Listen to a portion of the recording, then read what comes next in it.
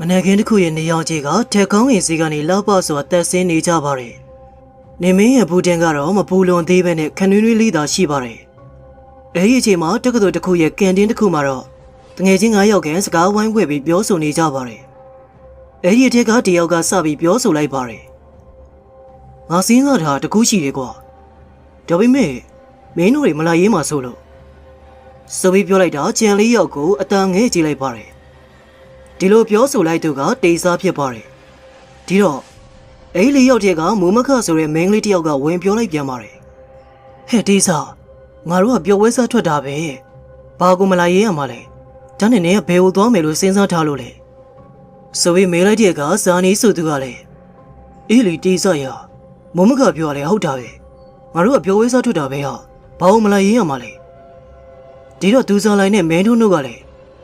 နင်ကဘယ်သွားမှမို့လို့လဲ။ဟုတ်တယ်မင်းကဘယ်သွားမှလဲပြောစမ်းမအောင်ဒီကတော့အသေးစားလေးလက်ကိုကာပြောလိုက်ပြီးတော့ဒီလိုကောငါပြောပြမယ်မင်းတို့ငါဦးလေးကိုသိတယ်မလားငါဦးလေးကဘကိုးမှာသူ့ရဲ့အိမ်တိမ်ရှိတယ်ကွာအဲ့ဒီအိမ်ကလူမနေရတော့ကြပြီဒီတော့မိုးမခလည်းစကားဖြတ်ပြောလိုက်ပါတယ်လူမနေဘူးဟုတ်လားဘာလို့မနေကြရလဲဘာလို့မနေကြရလဲဆိုတော့အဲ့ဒီအိမ်ကတရေချောက်လို့တဲ့ဒီကမှာတော့အားလုံးကအလန်တကြပဲဖြစ်သွားပါတော့တယ်မင်းတို့ဆိုသူကလည်းဝင်ပြောလိုက်ပါတယ်နေပေါင်းဒေစာရဲ့ငါတို့ပြောဝဲစားထွက်မှနဲ့အဲ့ဒီအိမ်တွေကဘာဆိုင်လို့လဲဟာအေးငါအဲ့ဒီအိမ်ကိုတော့မလားလို့စဉ်းစားထားတာဟာဒေစာဒီလိုပြောလိုက်တဲ့အခါအားလုံးကစိုးရိမ်ထိတ်လန့်ပြီးတော့ဝိုင်းပြောပါတော့တယ်ဒေစာကမဟုတ်တာတရေကြောက်တော့ဘာလို့သွားအောင်မလဲဟာအေးဟာနင်းကလည်းပြောဝဲစားထွက်ပါတယ်ဆိုမှတရေကြောက်တဲ့နေရာကိုရွေးတော်ရတယ်လို့ဟုတ်တယ်ဟာအဲ့ဒါဆိုငါ့ကိုလည်းမလိုက်နိုင်ဘူးနော်ကြောက်တယ်ဟာဒီတော့ဒေသကများပြပြတလဲဖြစ်သွားပြီတော့နေကြပါဦးဟာနင်တို့တွေကလည်းငါပြောရလေတေချာနားထောင်ပါဦးဒီလိုဟာအရင်ကတရေကြောက်တယ်ဆိုတာကအခုမဟုတ်ပါဘူးအရင်ကပါဟာပြီးတော့ကြောက်တယ်ဆိုတာကလည်းလာပြီးလာွယ်ကြမှာကြောက်တယ်လို့ကြားတာပါအဲ့ဒါကလည်းအရင်ကပါပဲတေခါမမကဆိုသူကကောင်းခါပြီးတော့ဘာပဲဖြစ်ဖြစ်ဟာတရေကြောက်တယ်ဆိုတာနဲ့တွေလန့်နေပြီမတော်ရဘူးဟာနင်တို့ကလည်းကြောက်စရာမဟုတ်တာကြံပယ်ကြောက်နေကြတယ်ငါတို့တော့မှကနေလေပဲလေညဘက်မှမဟုတ်တာပြီးတော့လူကလည်းအများကြီးလာပြီးလောက်ွယ်ပဲကြောက်တာလို့ကြားမိတာပါဟာဒါလည်းဟိုးရင်ကပါဟာအခုကငါတို့တွေနေဘက်သွားကြတာပဲခဏနေရတယ်ပြန်လာမှာပဲဟာဒီလိုတေစားပြောကိုသူစားလိုင်းကဟဲ့အခုမချောက်တော့တေချာလို့လားဟာတေချာပါတယ်ငါမဟုတ်ပဲပြောပါမလားပြီးတော့ငါတို့တွေပြပြပပသွားကြတာပဲအေးစီပေါ့မဟုတ်ဘူးလားဟုတ်တော့ဟုတ်ပါတယ်ငါတို့ကနေဘက်သွားကြတာပဲဘာပဲဖြစ်ဖြစ်အတွေ့အကြုံတစ်ခုတော့ရတာပေါ့မဟုတ်ဘူးလားအေးပြီးရောဟာဒါဆိုလဲသွားကြတာပေါ့နင်တို့တွေရောဘယ်လိုလဲသူစားလိုင်းကဒီလိုမေးလိုက်တော့အားလုံးလဲသွားဖို့ကိုပဲသဘောတူလိုက်ကြတယ်ဒီလိုနဲ့သူတို့လဲစကားဝိုင်းသိမ်းလိုက်ကြတာစာသင်ခန်းစီကိုဦးတည်လိုက်ကြပါတော့တယ်ခရီးတွင်းမင်းတွေကိုရောက်တဲ့အခါမှာတော့အချိန်ကမနဲ့ဝေလီဝေလင်းအချိန်ပဲဖြစ်ပါတယ်ဒေသရဲ့ကားလေးပေါ်ကိုစားတော့ဆရာတွေကိုဝိုင်းဝန်းတင်နေကြပါတယ်အခုလိုမနေ့ပိုင်းမှာသွားကြပြီးညနေမှာပြန်လာမဲ့အတွက်ထွေထွေထူးထူးတော့ယူစရာမရှိသူတို့9ယောက်ကငငယ်လေးကလေးကအခုထိခင်လာကြသူတွေဆိုရတယ်မိဘတွေကခွင့်ပြုကြပါတယ်ကဲပစ္စည်းတွေဆိုရင်သွားကြမယ်ဆိုပြီးတော့ဒေသကပြောလိုက်တာတစတဲ့မှာပဲကားပေါ်ကိုတက်ပြီးဆန်နိုးလိုက်ပါတော့တယ်ဒီအခါမှာတော့ကျန်သူတွေကလည်းကားပေါ်ကိုအသီးသီးတက်ပြီးတော့နေရာယူလိုက်ကြပါတယ်ကားလေးကတော့ညင်ညင်တတလေးပဲစတင်မောင်းထွက်လာခဲ့ပါတယ်မနေ့ဝေလီဝေလင်းအချိန်မှာတော့မီးအောင်စုံနေနဲ့လှပနေပါတယ်မနေ့စောစောအိယာတရတာဖြစ်တဲ့အတွက်ညီစီစီဖြစ်နေရကလွဲပြီးတော့9ယောက်စလုံးကတော့တက်ကြွနေပါတယ်မကြခင်မှာပဲဘိုက်တဲကနေဆန်နာပြလာတဲ့အတွက်ရန်ကုန်ကနေမထွက်ခင်မှာပဲစားတော့ဆန်တဲ့ဆိုင်ရှိမှာကားကိုရပ်လိုက်ပြီးတော့ဆိုင်နဲ့ဝင်လိုက်ကြပါတော့တယ်စားတော့ပြီးတဲ့အခါမှာတော့ခရီးကိုဆက်ကြပါတယ်။ပဝင်းချင်းကတော့ကြီးနေရင်နဲ့မီးအောင်စုံတွေကပျောက်ပြီးတော့တပြေးပြေးနဲ့ပဲလင်းလာခဲ့ပါတော့တယ်။အတန်းကြာမောင်းပြီးတဲ့အခါမှာတော့ပကုံးမရှိတဲ့တေးစားရဲ့ဦးလေးဖြစ်သူပိုင်နဲ့ကြံကြီးတစ်ချံရှိမှာကားလေးကိုကြည်ကနေရက်လိုက်တော့တယ်။ဟဲ့တေးစားရောက်ပြီလား။အေးလေဒီချံမဲဟာဆိုပြီးပြောလေပြောကားပေါ်ကနေလဲဆင်းလိုက်ကြတယ်။တေးစားလည်းကျန်တော့ကိုထုတ်ပေးလိုက်ပြီးတယောက်ကဖွင့်ပေးပြီးတော့ကားကိုချန်တဲ့အထိမောင်းထည့်ထားလိုက်ပါတယ်ဟဲ့တေးစားချန်ကြီးကအုံကြီးနော် အပင်ကြီးတွေကလည်းအများကြီးပဲဒီလိုမိုးမခတ်ရဲ့အမေကိုတေးစားကဟုတ်တယ်ဟာအဲ့ဒီပင်ကြီးတွေကအရင်ကတည်းကရှိတာငါဦးလေးကဒီချမ်းကိုဝဲလိုက်တော့သူ့ထက်စိုက်ထားတာနဲ့ဆိုတော့အပင်တွေများတော့ပေါ့သူတို့တွေလည်းအင်ကြီးကိုကျန်တဲ့ကနေပဲလိုက်လံကြီးရှုနေကြပါတယ်အင်ကြီးကတော့နှစ်ထပ်အိမ်ဖြစ်ပြီးတော့လူမနေတာကြပြီဖြစ်တဲ့အတွက်ခြုံတွေအနေငယ်ရှိအောင်ကလွဲပြီးအကောင်းပကတိပါခြံထဲမှာလည်းခြုံတွေမြက်အနေချင်းတော့ရှိပါတယ်ငါဦးလေးကတလောက်ကိုတခါခြံထဲအိမ်ကိုလာရှင်းတယ်လေဒါကြောင့်အဲ့လောက်ဒီမရှုပ်ပွားနေရပေါ့ဒေဇာဒီလိုပြောလိုက်တော့သူစားလိုင်းကဒါနဲ့နေပါဦးနင်ဦးလေးကဘာဖြစ်လို့ဒီမှာလာမနေရလဲဟာအဲ့ဒီကမင်းတော့ကလည်းအေးလေကွာဝယ်တော့ပြီးတော့နှမျောစီရကြီးဒီလိုလေကွာဦးလေးလောကရန်ကုန်မှာနေမှအဆင်ပြေမှာလေသူဝယ်ထားတဲ့ဆိုတော့ကလည်းနောက်ပိုင်းဈေးကောင်းရင်ပြန်ရောင်းချင်ရောင်းမှာပေါ့ကဲပါအိမ်ထဲသွားကြမယ်ငေါလည်းညနေပြန်ရောက်မှာလေကွာဆိုပြီးတော့စော်လိုက်ပြီးကားဘုတ်ကပစ္စည်းတွေကိုတဲလိုက်ကြတာအိမ်ထဲကိုဝင်လိုက်ကြပါတော့တယ်အိမ်ထဲမှာတော့ဖုံဖုံအနေချင်းကလွှဲပြီးပရိဘောဂတွေကသူ့နေရာနဲ့သူစနေတကျထားတာကိုလည်းတွေးလိုက်ကြရတယ်တို့လည်းအိမ်ထဲကိုလိုက်လည်းမကြည့်ရသေးပဲအနီးနားမှာတွေ့ရတဲ့တပြက်စီးတွေနဲ့အနီးတစ်ဝိုက်ကိုလဲချင်းလိုက်ပြီးစားသောက်စရာတွေကိုနေရာချထားလိုက်ကြပါတယ်ပြီးတဲ့ကမှတော့အားလုံးကဝိုင်းဖွဲ့ပြီးထိုင်လိုက်ကြတယ်စားသောက်စရာတွေထဲမှာတော့ဘီယာဝိုင်းအချို့ရေတံဘူးတွေနဲ့စားသောက်စရာအချို့ပါယောက်ျားလေး၃ယောက်ကတော့ဘီယာဘူးကိုစင်နဲ့မိန်းကလေး၂ယောက်ကတော့ဝိုင်းပလင်းတွေကိုကန်ပြီးချီးအောင်ဆိုပြီးတော့စတင်ဝိုင်းစားလိုက်ကြတော့တယ်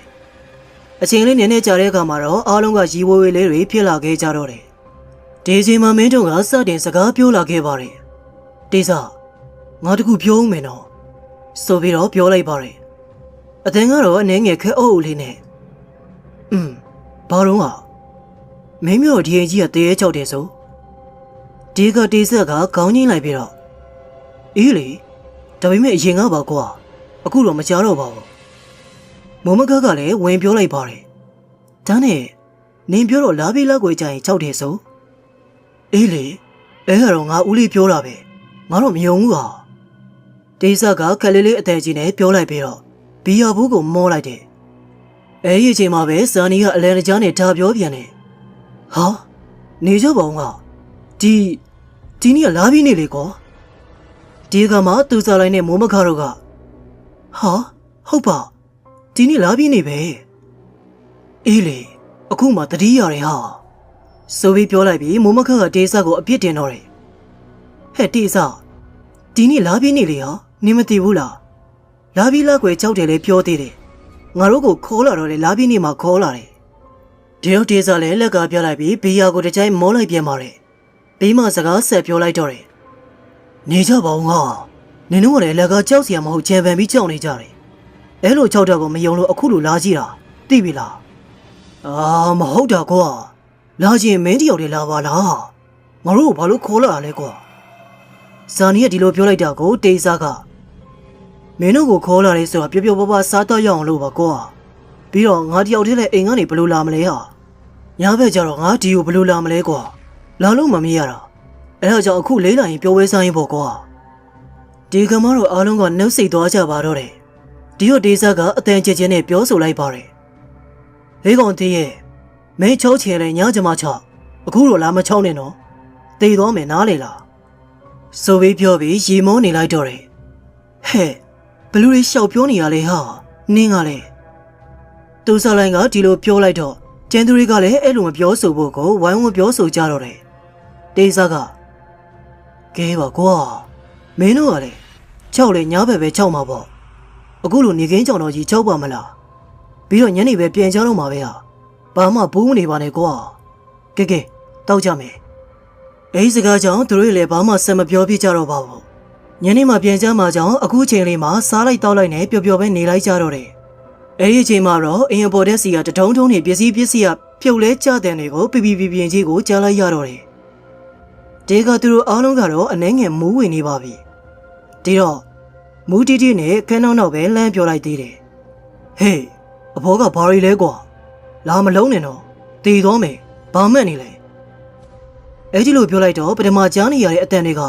တပြေးပြေးနဲ့ပို့ပြီးစူညံလာတော့တယ်သူတို့စိတ်ရတဲ့အင်ကြီးပါလောက်ခဲ့လာတဲ့လောက်ပဲထင်မိပါတော့တယ်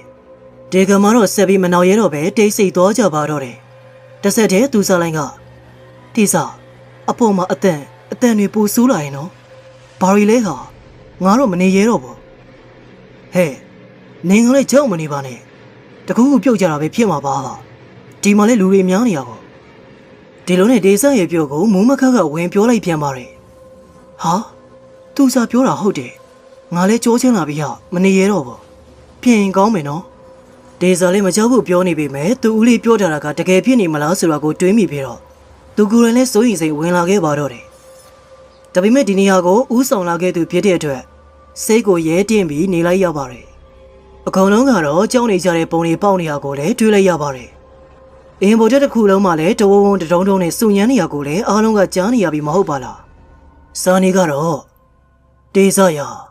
ငါတို့ဒီကိုလာတာမားပြီတင်တယ်မင်းကလည်းလာပြင်းနေမှာရွေးလာရတယ်လို့ကွာနေပါဦးကွာငါလည်းဒီလိုအကြောင်းတွေကိုတကယ်မယုံလို့လာမိတာပါပြီးတော့ငါတို့ကလူအများကြီးဆိုတော့ဘာမှမဖြစ်နိုင်ပါဘူးဒိုဇာလိုင်းကအတန်းငယ်သူပြပြနင်းကတော့ဘာမှမဖြစ်ဘူးပြောနေတယ်ငါတို့တော်တော်ကြောက်နေပြီဟာဆက်လဲမနေရတော့ဘူးဟုတ်တယ်ကွာငါတို့ပြင်ကြမယ်ကြာရင်မကောင်းဘူးနော်ဒီခါဒေဇာလည်းဘာဆက်ပြောရမလဲဆိုတော့မသိအောင်ပဲဖြစ်မိတော့တယ်ဒီကိုလာဖို့ပြောခဲ့မိတာကပဲသူမသွားပြီလားဒါဆိုဒီအင်ကြီးကလာပြီးလောက်ွယ်မှာတကယ်ချောက်တာပေါ့ဒါပေမဲ့အတန်တွေသာကြားနေရပြီးတော့ဘာမှတော့မဖြစ်သေးလို့သူကတော့မပြင်းချင်းသေးကြံလျောက်ကတော့တွေးပြီးကြောင်းနေပြီးဖြစ်တဲ့အတွက်သူ့အနေနဲ့ဘာမှမတက်နိုင်တော့ကဲကွာဟုတ်ပြီဒါဆိုလဲပြန်ကြမယ်ဆိုပြီးတော့ပစ္စည်းတွေကိုတင်းဆဲဖို့ပြင်လိုက်ချိန်မှာတကြီးကြီးနဲ့အင်ရှိတကယ်မကြီးကပိတ်သွားပါတော့တယ်ဟာတကားပိတ်သွားပြီကွာဇာနီရဲ့အော်ဒန်နဲ့အတူမူးမခကဟဲ့တော်မြင်တော့ဖွင့်ပါဦးဇာနီလည်းအမြန်ပြေးပြီးတော့ဖွင့်လိုက်ပေမဲ့တကယ်မကြီးကတော့လုံးလုံးကိုပွင့်မလာတော့ကျန်သူတွေကလည်းအလင်းအမြန်ပဲတကားစီကိုအတင်းလာဖွင့်ကြပေမဲ့အဲ့ဒီတကားကတော့တုံတုံမြပဲမလို့ဟဲ့ဘာလို့ကြမလဲဘာလို့တကားကပိတ်သွားရလဲအေးရလုံးကြပါရအောင်ဖွင့်ကြပါဟာငါကြောချမ်းလာပြီသူတို့တွေလည်းပြောသူပြောဖွင့်သူဖွင့်နဲ့လုံးနေကြပေမဲ့ဘလို့မှအရာမတင်တော့ဒီတော့ဒေးစားလေနောက်ဘေးတကားကိုတော့ဖွင့်ရမယ်အေးဟုတ်တယ်နောက်ဘေးပေါက်စီကိုတော့ရမယ်ဆိုပြီးတော့အားလုံးကပြင်လိုက်ကြတော့တယ်သူတို့အားလုံးလည်းအရှိတကားစီကအခွာနောက်ဘေးတကားပေါက်စီကိုပြေးဖို့ပြင်လိုက်ချိန်မှာပဲအရင်ပေါ်တက်ကိုတက်တဲ့လေကားစီကတဟားနဲ့ရည်တန်းကြီးကိုကြားလိုက်ရပါတော့တယ်အတန်ကြီးကတကယ်ကိုကြောင်းမဲ့ပွဲကောင်းလာပါတော့တယ်အာကောင်ကြည့်ပြီးအော်နေတယ်လို့လေချောင်းတွေကအကွဲကွဲရည်တန်းကြီးပါအဲ့ဒီအတန်ကြီးကြောင့်သူတို့ရဲ့မျက်နှာတွေမှာလည်းကြောင်ရုံမှုတွေကအတိုင်းသားပါဘာလို့လိုရမှန်းပဲမသိတော့အဲ့ဒီအချိန်တေးစားကစိတ်ကိုအားတင်းလိုက်ရင်းနဲ့အတန်ကျကျနဲ့အော်ပြောလိုက်ပါတယ်ဟေးအဖေကဘာကောင်လဲကွာငါတို့ကဘာလုပ်နေလို့အခုလိုချောင်းနေရလဲကိုနေရကိုနေလာမချောင်းနဲ့ဒီလိုပြောလိုက်တော့သူတို့တွေလည်းမျက်လုံးပြူးသွားခဲ့ရပါတော့တယ်ဟဲ့တေးစားဘာလို့ရှောက်ပြောနေရလဲဟာကြောက်ပါတယ်ဆိုနေကမှမုံမကလည်းဒီလိုပြောလိုက်တဲ့အခါမင်းတို့ကလည်းတေးစားရအချင်းနေပူဆိုးမယ်နော်တော်ပြီမင်းဘာမှမပြောနဲ့တော့ဒီကနေရောက်အောင်ထွက်ရမယ်စားသဖြင့်ပြောစင်နေတော့မှပဲလေကားတေးစီအကောင်ကြီးတစ်ကောင်ကိုရုတ်တရက်တွေ့လိုက်ရပါတော့တယ်ဒီကသူတို့အားလုံးကတံမင်မထားပါပဲအားကနေអော်လိုက်ကြပြီးတော့နောက်ပြီးမိဖို့ကန်ကိုတေးရုံနဲ့ပြေးသွားလိုက်ကြပါတော့တယ်စိတ်ထဲမှာတော့ကြက်သိန်းတွေကတပြင်းပြင်းတပြီးခေါင်းတွေကပုတ်လို့ပမာကြီးလာတယ်လို့ခံစားလိုက်ရပါတော့တယ်တွေ့လိုက်ရတာကလည်းတွေးပြစရာပဲကောင်းနေတော့တယ်လေကားတီမှာရဲနေရကအကောင်ကြီးတစ်ကောင်လူတယောက်တည်းကြီးမှပြီးစပင်းတွေကဖွာလန်ကျင်းနေပါတယ်မျက်နှာကြီးကလည်းကြောက်စရာကောင်းလာတယ်မျက်နှာပေါ်မှာကန်းလေးဖြစ်အမာယိုကြီးကတင်းတင်းရှာရှာ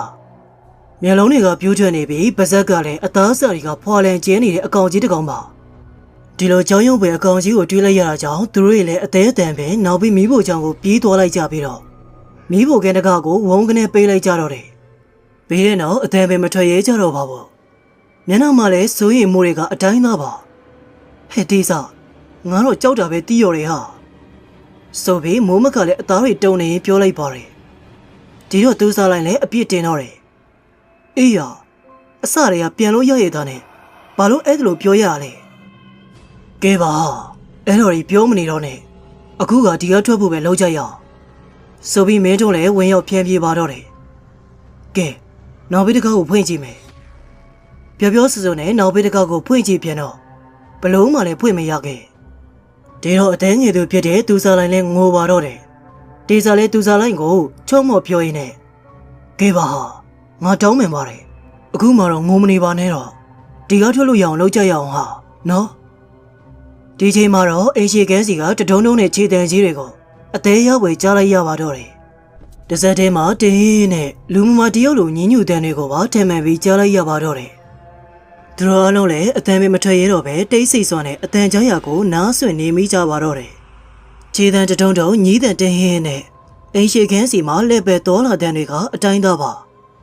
ကနားကြတဲ့အခါမှာတော့ပြန်လေတိတ်ဆိတ်သွားပြီးဘာတန်ကိုမှမကြားရပြန်တော့ဒီကစားနေလဲလေတန်တီးတွန်းနဲ့အတန်တွေမကြားရတော့ဘူးကွာကြည့်ရတာအပေါ်တယ်များပြန်တက်သွားပြီလားမသိဘူး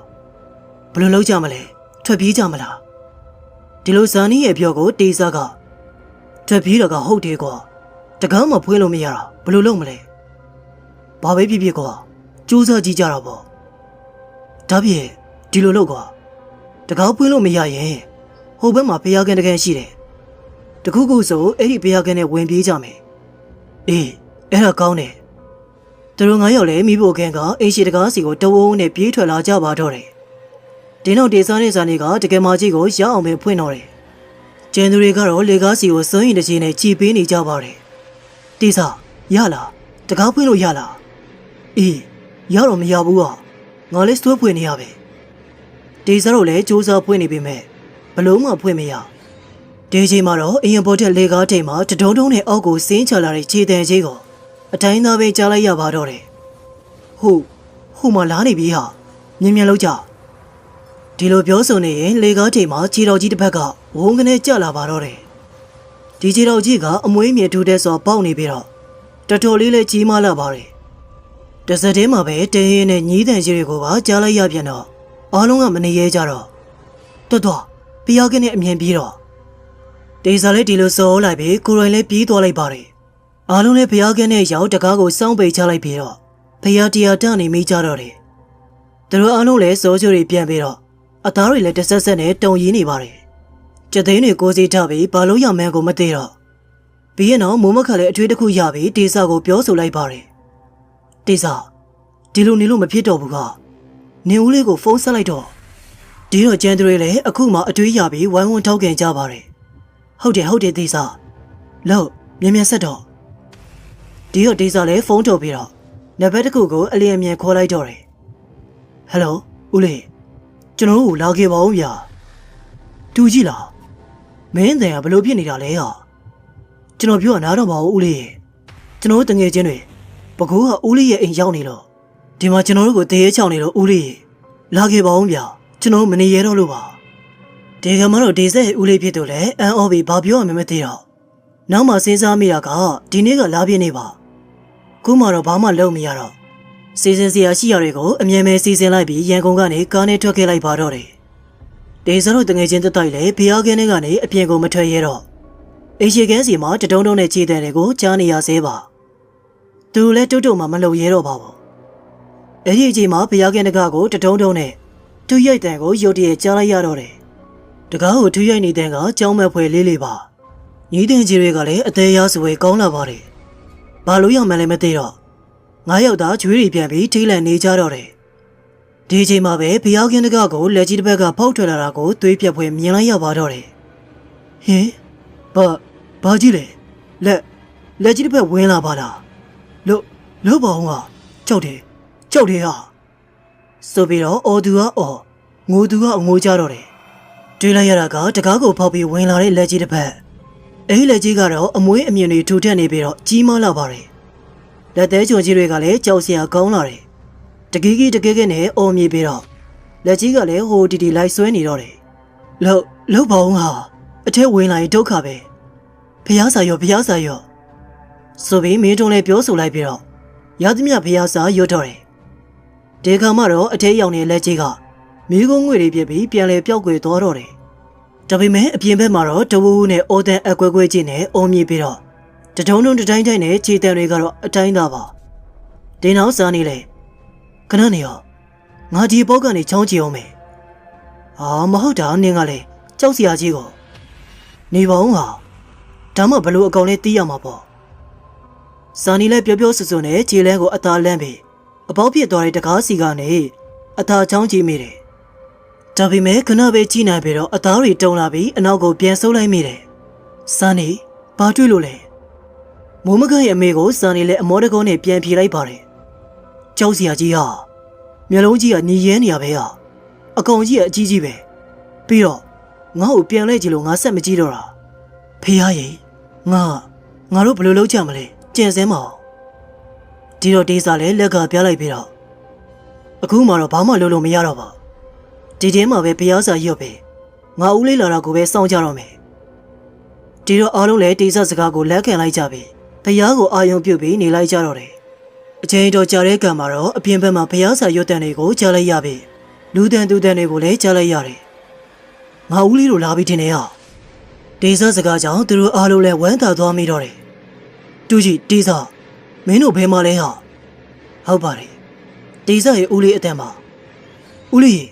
ကျွန်တော်ဒီမှာဘုရားကင်းနေမှာဗျာမကြလိုက်ပါဘူးဘုရားကင်းတကားနာမှာသူဦးလေးရဲ့အတန်နဲ့တူဘုရားစာရွတ်တန်တွေပါကြားလိုက်ရတော့ဒေးစာလေးတကားချက်ကိုဖွင့်ပေးလိုက်တော့တယ်အပြင်မှာတော့ဒေးစာရဲ့ဦးလေးအပြင်ဘုန်းတော်ကြီး၃ပါးကိုပါတွေ့လိုက်ရပါတော့တယ်ဦးလေးဝမ်းတော်လိုက်တာဗျာကျွန်တော်တို့ဒီကောင်းနေအမြင်မြန်ထုတ်ပေးပါကဲပါငါတို့စိတ်မပူနေတော့ဒီမှာဦးစင်းတွေလည်းပရိတ်ရည်တွေလောင်းပြီးတော့မြတ်တာဖို့အမြောက်ဝေပြီးပြီကဲလာကြပြန်ကြမယ်အားလုံးလည်းအဲ့ဒီအိမ်ကြီးကပြန်ထွက်ခဲ့ကြပါတော့တယ်ဒေသရဲ့ကားကိုသူ့ဦးလေးဖြစ်သူကမောင်းပြီးဒေသဦးလေးရဲ့ကားကိုတော့ဒရိုင်ဘာတယောက်ကမောင်းပြီးလာခဲ့ပါတယ်လမ်းမှာတော့ဒေသကသူတို့ကြုံတွေ့ခဲ့ရတဲ့အဖြစ်အပျက်တွေကိုပြောပြပါတော့တယ်ဒိုးလေးကလည်းနားထောင်ပြီးတော့စိုးရိမ်ထိတ်လန့်မှုတွေဖြစ်ပေါ်လာခဲ့ပါတယ်ဒေသရဲ့စကားဆုံးတော့ကဲတူးကြီးတော့မတီကုန်းမပြောက်ကောင်းခွေနောက်ဆိုအဲ့ဒါလိုမစူးစမ်းကြပါနဲ့ဒါမျိုးအခက်မတင်တည်သွားနိုင်တယ်အဲ့ဒီအိမ်ကြီးကလာပြီးလောက်ွယ်ဆိုရင်နေလို့မရအောင်ခြောက်ထားခွေအခုငါတူကအဲ့ဒါလိုပြောလိုက်တာဆိုတော့တကယ်ချုပ်ပြခဲ့တာပေါ့ခွေဒါနဲ့ဦးလေးအဲ့ဒီအိမ်ကဘာလို့ခြောက်ရလဲဒါတော့ဦးလေးလည်းတေချာမသိဘူးဦးလေးလည်းဝယ်ပေးကမှဒီလိုခြောက်မှန်းသိရတာဦးလေးမေးစင်းသိရတယ်လို့ဆိုရင်အဲ့ဒီအိမ်မှာဓမြကြီးတယောက်နေသွားဘူးတယ်လို့လည်းသိခဲ့ရတယ်ကျန်တဲ့အချိန်တော့မချောက်တက်ဘူးလို့ကြားတာပဲအမြောက်ဝေပေးလို့လည်းမရပါဘူးကွယ်ကဲတူကြီးတို့လည်းနောက်ဆိုအဲ့ဒီအိမ်ကိုမတော်ကြနဲ့တော့စိတ်ကြပါဦးလေအခုလည်းတော်တော်ကြောက်သွားပါပြီသူတို့တွေလည်းအခုကြုံခဲ့ရပုံမှာတော်တော်လေးကိုသွေးပြက်ပဲကောင်းလာပါတယ်နောက်ဆိုရင်တော့အဲ့ဒီအိမ်ကြီးကိုခြေဦးတော်မလဲရဲတော့ပါဘူးသူတို့အတွက်ကတော့မမေးနိုင်စရာဒိတ်လန့်ပွဲအပြည့်ပြက်တစ်ခုဖြစ်ခဲ့ရပါတော့တယ်ဟုတ်ကဲ့ပါခင်ဗျာဒီဇလန်လေးကတော့ဒီလောက်နဲ့ပဲအဆုံးသတ်သွားပါရခင်ဗျာ